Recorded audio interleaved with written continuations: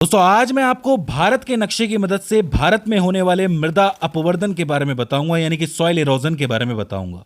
जैसा कि आपको पता है कि मिट्टी की सबसे बड़ी समस्या सॉइल इरोजन होती है, और चूंकि भारत का भूगोल बहुत विविध है, यानी कि ज्योग्राफी बहुत ही वास्ट है, तो ऐसे में हमें अलग अलग जगहों पर अलग अलग टाइप का सॉइल इरोजन देखने को मिलता है।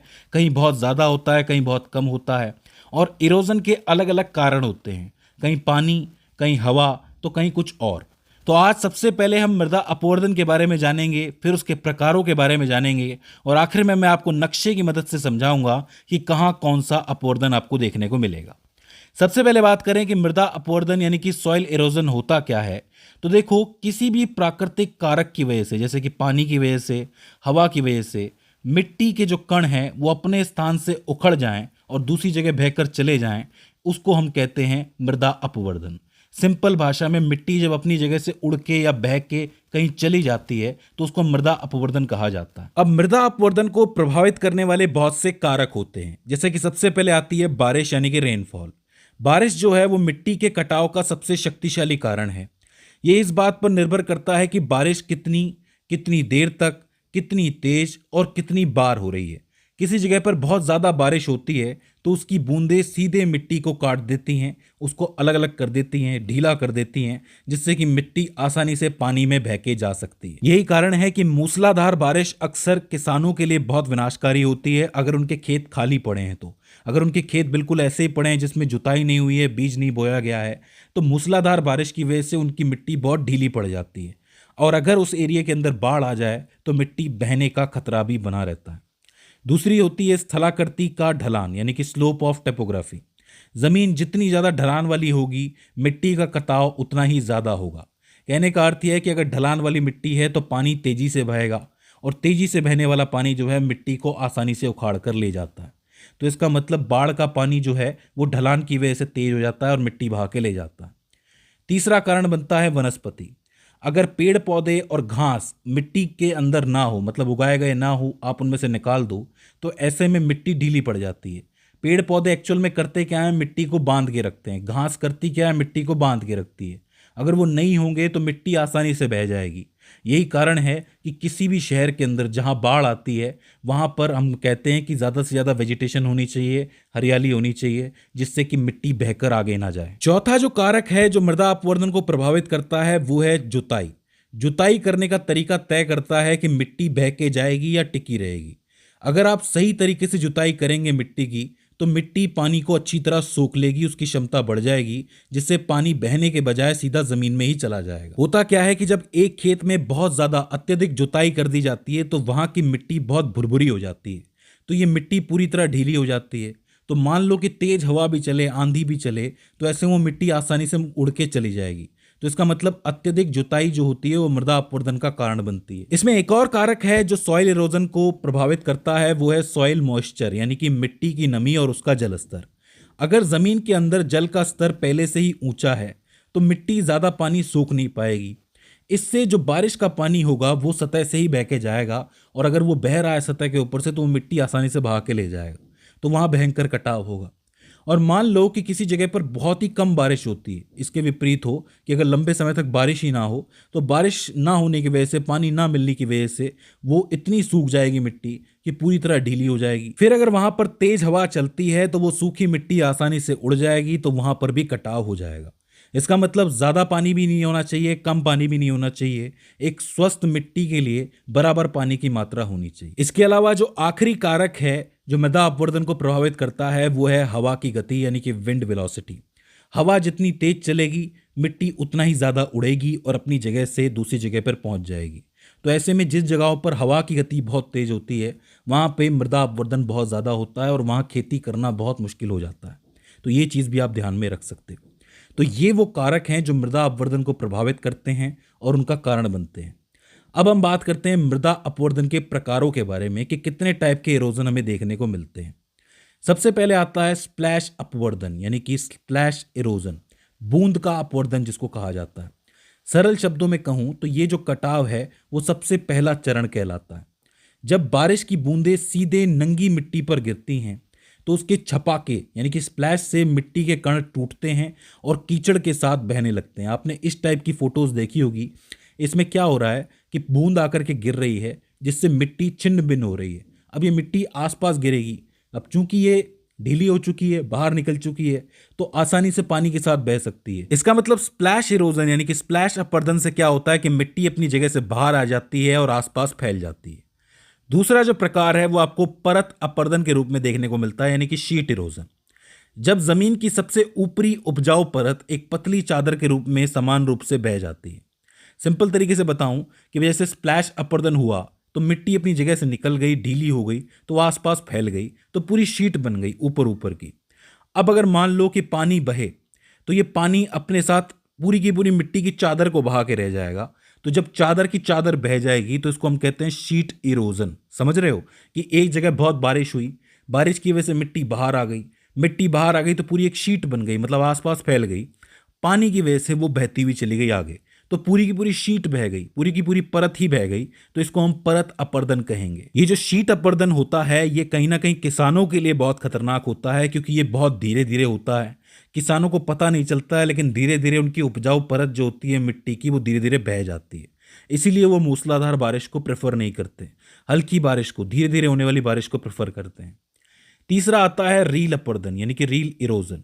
इसको क्षुद्र सहिता अपरदन भी कहा जाता है। इसका मतलब क्या होता है कि जब बहता हुआ पानी ढलानों पर उंगलियों जैसी छोटी छोटी नालियां बना के चला जाए। कभी कभी आपने देखा होगा कि पानी बहता है तो अलग अलग दिशाओं में हो जाता है, बह जाता है वो, तो वो अपने हिसाब से नालियां बनाते हुए चलता है। इस अपरदन को परत अपरदन और अवनालिका अपरदन यानी कि गली इरोजन के बीच का भी कहा जाता है। भाई सिंपल भाषा में जो पानी है वो अलग अलग दिशाओं के अंदर बहने लगता है, उसकी अलग अलग धाराएं बहने लगती हैं, वो धाराएं छोटी छोटी नालियां बना देती हैं। आगे चल के जब ये पानी की मात्रा बढ़ती है तो ये छोटी छोटी नालियां बड़ी हो जाती हैं, तो बड़ी बड़ी अवनालिकाएं बन जाती हैं। और ये जब अवनालिकाएं बन जाती है तो इस इरोजन को अवनालिका इरोजन या फिर गली इरोजन कहा जाता है। समझना, छोटी छोटी नालियां बन रही हैं तब उसको रील अपवर्दन कहेंगे, और जब बड़ी बड़ी नालियां बन जाती हैं तब उसको अवनालिका अपवर्दन कहेंगे। तो ये चौथा प्रकार हो जाता है, इसको आप ध्यान में रख सकते हो। अवनालिका अपवर्दन या गली इरोजन के बारे में मैं आपको एक बात और बता दूं कि जब ये अपनी चरम सीमा पर होती हैं तो ये जो अवनालिकाएं हैं ये 50 से 100 फीट गहरे बीहड़ों में बदल जाती हैं।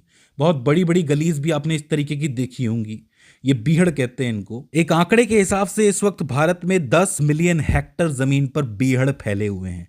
बड़ी बड़ी गलीज बनी हुई हैं जो आज नहीं बनी है, ऑब्वियसली बहुत टाइम से बनी हुई है, धीरे धीरे आकर के बनी है, तो बहुत ज्यादा इरोजन टाइम के साथ हुआ है। इसके बाद आता है स्लिप अपरदन यानी कि स्लिप इरोजन। सिंपल भाषा में कहूं तो भूस्खलन। इसके बारे में तो आपने बहुत सुना होगा। पहाड़ों पर जो मिट्टी और चट्टानों के बड़े हिस्से होते हैं वो खिसक कर नीचे आ जाते हैं, जिसको हम लैंडस्लाइड्स कहते हैं। तो उनके खिसकने की वजह से बड़ी पूरी की पूरी मिट्टी की चट्टान नीचे आ जाती है। तो ये भी एक तरीके का मृदा अपवर्दन है। होता क्यों है ये होता है गुरुत्वाकर्षण और पानी की अधिकता के कारण। जब भी पहाड़ों पर ऐसी मिट्टी और चट्टानें एक साथ नीचे आ जाती हैं खिसक के, तो इससे स्थानीय लोगों को बहुत नुकसान होता है। जाहिर सी बात है, जो आसपास रह रहे हैं उनको नुकसान तो है ही, सड़क बंद हो जाती है, और तलहटी में जितने भी खेत होते हैं उनको भारी नुकसान पहुंचता है। संचार रुक जाता है, यातायात रुक जाता है, ब्लॉक हो जाता है, तो बुरी तरह नुकसान पहुंचाता है ये वाला इरोजन। फिर आता है नदी तट इरोजन यानी कि नदी तट अपवर्दन। अब ये क्या होता है? नदियों द्वारा अपने किनारों को काटना। होता क्या है कि नदी जो है वो अपने किनारे को काटती है और गाद को दूसरे किनारे पर जमा कर देती है, जिससे ये अपना रास्ता बदल लेती है। अचानक जब बाढ़ आती है तो ये प्रक्रिया बहुत तेज हो जाती है। होता क्या है ना कि नदी जो है बार बार अपने साथ पानी के साथ मिट्टी लेके आती है, तो उस मिट्टी की वजह से वो अपना रास्ता भर देती है। अब रास्ता भर जाता है, जाहिर सी बात है कि उसको अपना रास्ता चेंज करना पड़ता है। बिहार की जो कोसी नदी है, इसके अलावा पहले बंगाल की जो दामोदर नदी थी, वो यही करती थी कि वो अपना रास्ता बदल देती थी बहुत सारी गाद की वजह से। अगर आप कोसी नदी के बारे में जानना चाहते हैं तो ये वीडियो आप जरूर देखिएगा। आखिर में एक टाइप का अपवर्दन और आता है जिसको हम कहते हैं तटीय अपवर्दन या फिर सी शोर इरोजन। होता क्या है कि समुद्र के किनारों का काटना।